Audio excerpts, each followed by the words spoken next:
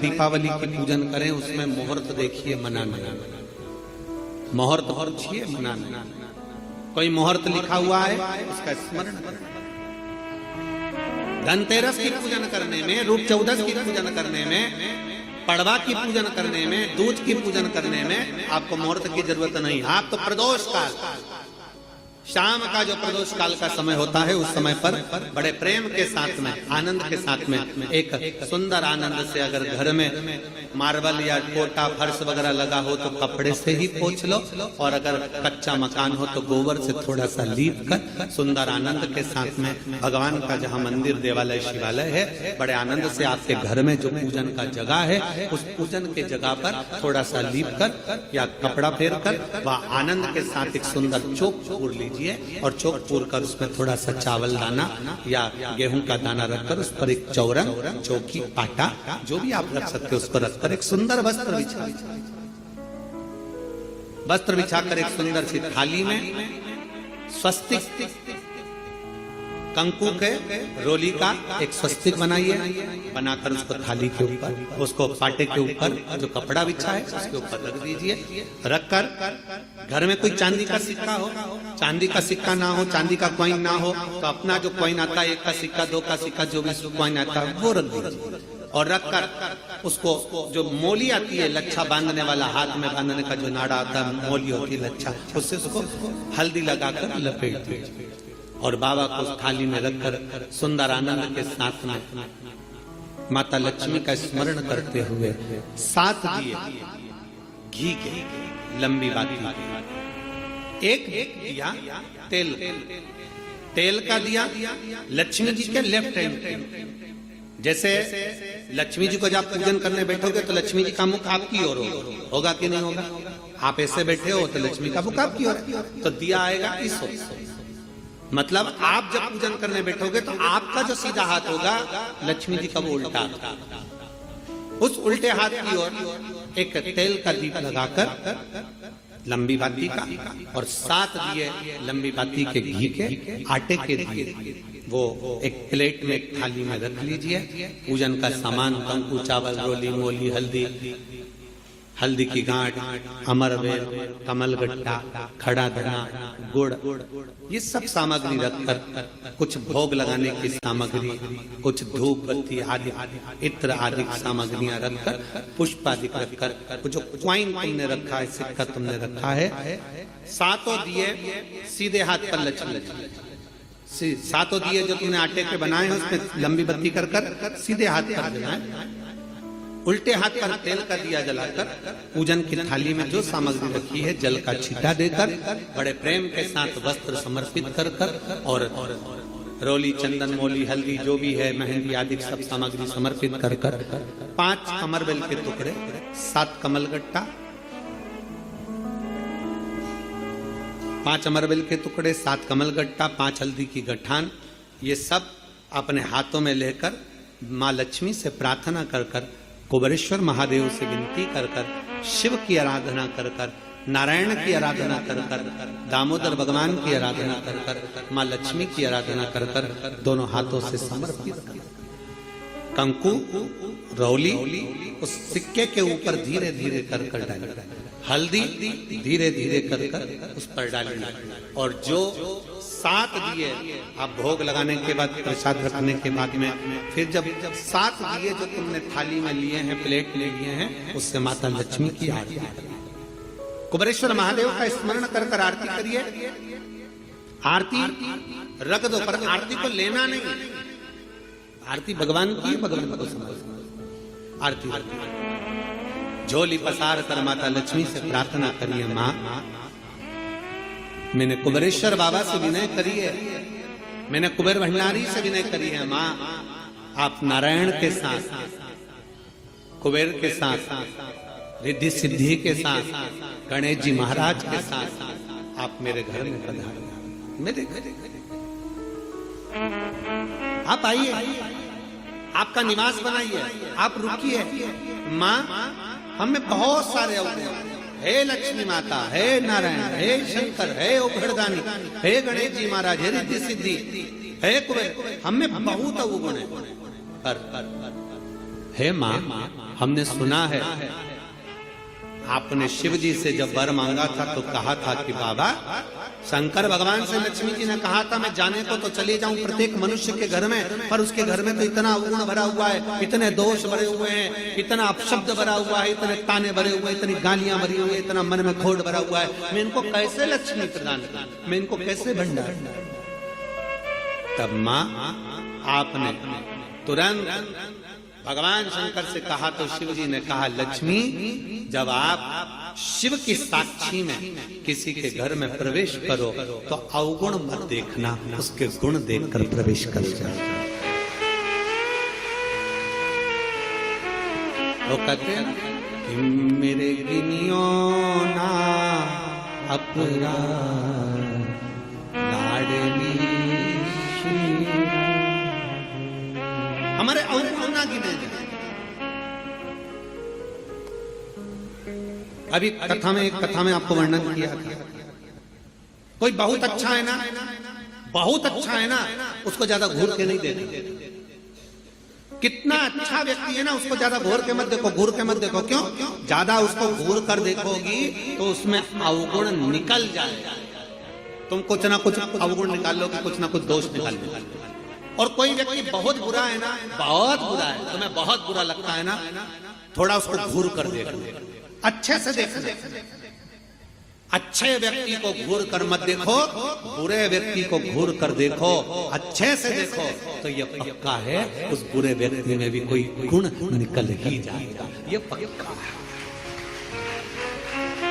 अच्छा है उसको ना देखिए, ज्यादा घूर कर ना देखिए। अच्छा है, हम ज्यादा देखेंगे ना, बहुत अच्छा होता है। प्रथम में तो जब एक दूसरे से प्रेम होता है, इसमें होता है, तो कितने अच्छे लगते हैं। रात दिन बात करें, 24 घंटा बात करें, 8 घंटा बात करें, रात को 9 बजे से जो चालू हो तो 2 बजे तक बात करें, और फिर उनकी शादी हो जाए,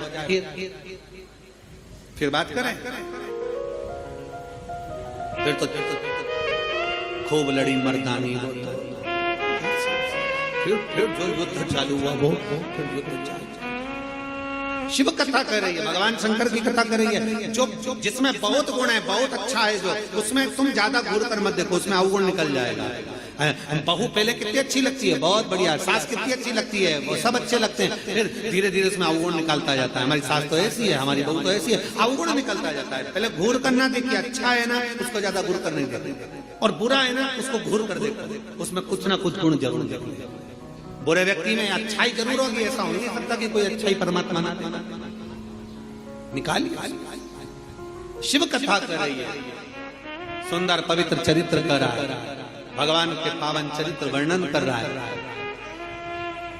स्कंद पुराण में कार्तिक महत्तम वर्णन कर रहा है, और बड़े प्रेम से भगवान कह रहे हैं कि इस कार्तिक के महत्तम में, इस कार्तिक के महत्वता में आज आप सबने धनतेरस पूजन की महत्वता को जाना, और ये पूजन 5 दिन तक आप जिस जगह पर पहले दिन पूजन कर रहे हो धनतेरस की, जैसे आपने धनतेरस कुबेरेश्वर धाम की जो धनतेरस है वो 29 तारीख की रहेगी, रूप 14 30 तारीख की रहेगी, दीपावली जम के बोलो 31 तारीख की रहेगी, 31 अक्टूबर, गोवर्धन पूजन 1 तारीख, 1 नवंबर, ऐसे 2 तारीख, ऐसा क्रम सुंदर यहाँ कुबेरेश्वर धाम की धरा पर रहे।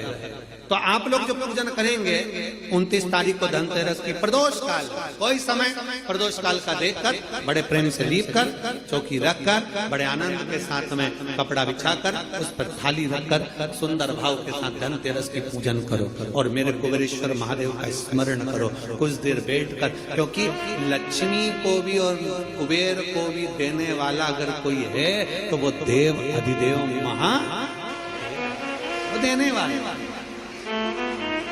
प्रयास करो, भगवान शंकर की आराधना में जो सुख है, शिव की भक्ति में जो आनंद है, शंकर की आराधना कर शंकर की साक्षी रखकर श्री शिवाय नमस्तुभ्यम। हमने पहले भी कथा में कहा, दीपावली के समय पर बाजार में भी जाओ तो दिवाली के समय पर वहां पर मार्केट में भी कहो कि भैया हमको एक स्टिकर चाहिए, काय का स्टिकर, कहना श्री शिवाय नमस्तुभ्यम का चाहिए। क्या करोगे? दरवाजे पर लगाना है। क्यों?